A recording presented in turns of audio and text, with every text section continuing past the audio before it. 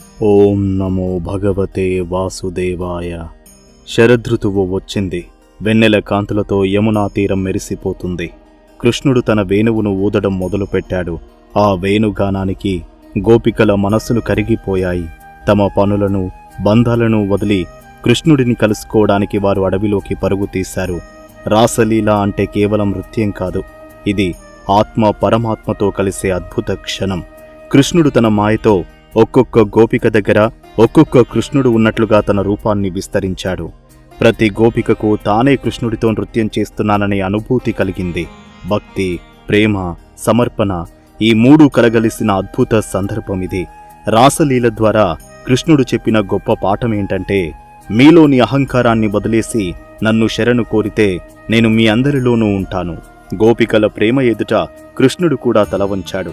ఇది భక్తికి పరాకాష్ట. కృష్ణుడి రాసలీల వెనుక ఉన్న అంతరార్థం ఏంటి? ఆ తరువాత కంసుడు పంపిన తదుపరి రాక్షసుడు ఎవరు?